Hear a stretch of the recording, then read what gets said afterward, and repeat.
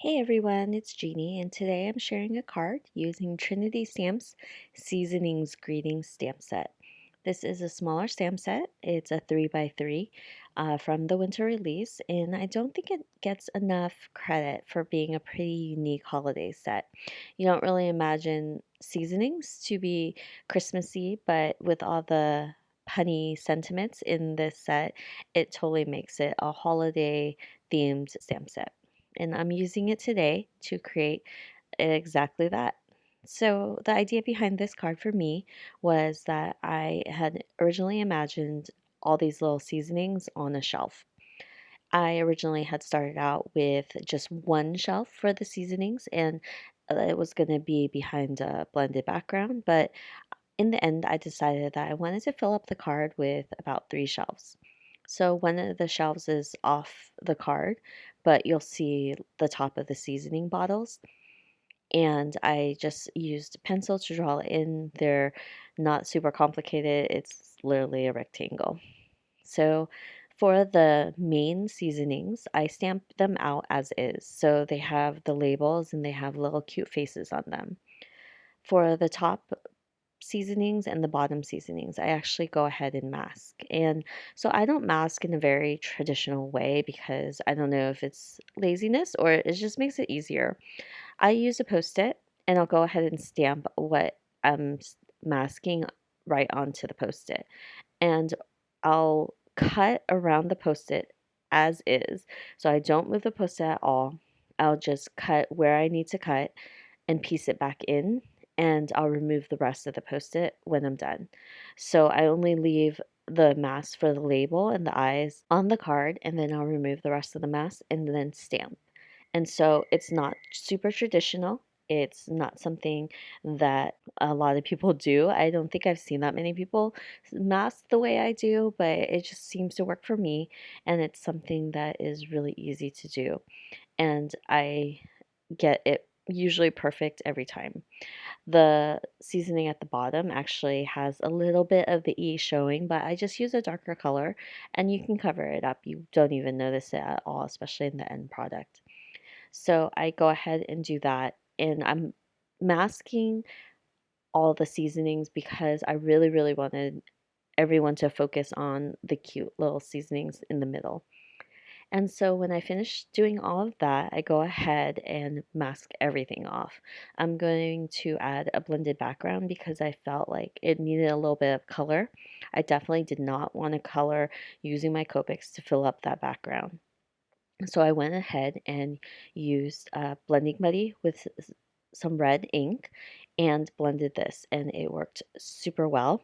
It is using Bristol Smooth paper. So if you've used Bristol Smooth paper, it is very smooth and makes blending so easy. And I really wanted something light and festive. Red definitely reminds me of the holidays. I love red and gold as a combination.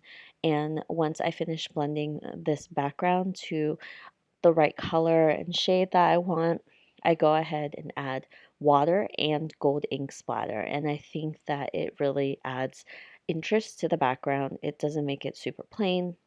It just adds a little pizzazz to it, I think. For the water, this particular ink is reactive, so I'm able to lift up those water splatters. For the ink, I'm using metallic ink, and it just makes it really pretty. Red and gold are the perfect holiday combination. I really love it. And once I'm done, I'll remove all the masks. This is my favorite part. And I'll go ahead and use a heat gun just to dry everything off so I can go ahead and color. I do use a Copic friendly marker to outline the shelves just so it matches everything else and it's not looking weird. And I'll be coloring with Copic markers. The Copic marker colors that I will be using will be listed down below in case you're curious. I do use a lot of the same colors. My Copic collection is not extensive, so you'll see a lot of repeated colors, different uses for the same colors. So if you like my color combinations, just look down below. So I color this thinking about soy sauce. And this is how I pick my color palette for this particular card. So if you've been to a Japanese restaurant, you'll know that uh, they have soy sauce, and there's regular sodium and low sodium. And the regular sodium soy sauce is in a red container, and the low sodium soy sauce is in the green. Sometimes I can't tell the difference. I know that the regular sodium is a little bit saltier, but honestly, I don't know. I don't buy into them having a difference between the two, but I usually go for the low sodium just so I know that like my sodium intake isn't super high. But this is how I picked the color palette for this particular card. It's focused around like red, green, and then I'll add in some blues and yellows. And I wanted to incorporate all those colors into the card so it didn't look super random. I didn't want to throw in a purple in there for the heck of it or a pink. So I kept the same colors and I used them for different parts of the seasoning. And so I think that's pretty fun. Um, for this particular set, I had seen it and I was like, that's a little strange. But, you know, I think that because of all the stamp sets that come out around this time, they all have common themes and common critters. And this one's actually fairly unique. I haven't seen seasonings really used in holiday cards. And I think that sometimes it's hard to find something that stands out from the bunch. And although that this is a super small stamp set, I think that you can do quite a bit with it. I obviously had mass to manipulate the stamps, and I've used the original version as well. They're both cute, and I think that even without the holidays, I could use the stamp set to make another card.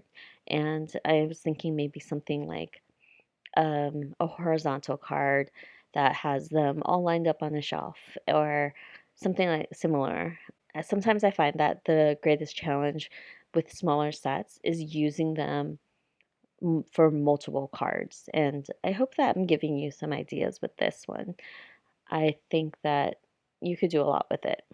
I'm coloring pretty simply, but it does take me a bit of time. I've been practicing with my Copic coloring and trying to get a little bit better. I'm considering taking some classes for coloring just to improve. And the thing is, I don't think I've mentioned it before, but I actually work full time. And it's really hard to find time to craft all the time. And it's one of my favorite things to do after I come home from work, and it's a stress reliever for sure. But I do think that I need to practice more with coloring. I'm seeing great inspiration like on Instagram and Facebook, and it just really motivates me to do better. And I've always been a creative person. I've always loved coloring. I've had coloring books when I was a kid and things like that. But I think that I'm going to see maybe for Christmas, I'll ask for some coloring classes. So if you have any recommendations, let me know. I'd be interested to see how you guys practice and how you guys get better at coloring. It's such a vital part of card making, and I know that there are card makers that only use die cuts and only use like scene backgrounds to create things, but like for me, I've really gotten into coloring. So this is where I mess up my card. I picked up a ruler because I wanted to make the shelf outline a little bit darker, and it had water on it. And because of this ink being reactive to water, it messed up my blended background, and I was so mad because basically I just needed to pop on the sentiments and that was it. But here is my fix. And this is also a shout out to anyone who's messed up a card at the very end. It can be fixed. So I just decided instead of trying to blend this out, which wouldn't have worked anyway because the water just messed up the ink blending, I just took a new piece of paper and blended the same red ink on this. And I went ahead and did the water splatters and the gold. I also went and fussy cut my images, which thankfully weren't ruined, but you could have also fixed that by stamping out a few more. It's not a big deal, but I was extremely frustrated because I was basically done with the card. And I know that I'm sure this has happened to a lot of people on several occasions. So it's something that can be fixed. So once I fussy cut everything, I just went ahead and glued it onto the card, almost exactly the same. I think my measurements were a little bit off, but at that point, I just wanted to get this done. So I tried to measure out as much as I could to match what my previous card was and glued it down. And I think that in the end, you can't even tell. It allowed me to change the seasonings at the bottom and where I placed them, even though I think I ended up placing them exactly the same as I did previously. But whatever. So for the sentiments, I just stamped them out on a piece of white cardstock, trimmed them down, and I'm gluing them onto the card. And I was able to salvage this card, and I think that most cards where I have messed up at the very end, I'm able to fix. So there's always a way to do it. So for this card, I trimmed down this panel just a quarter of an inch, and I added a piece of washi, and that just adds a little accent on the side of the card. But that's it for this card, and I hope you enjoy it. I hope you enjoyed my mess up as well, and you've learned some things. So have a great day, and I'll see you guys next time. Bye.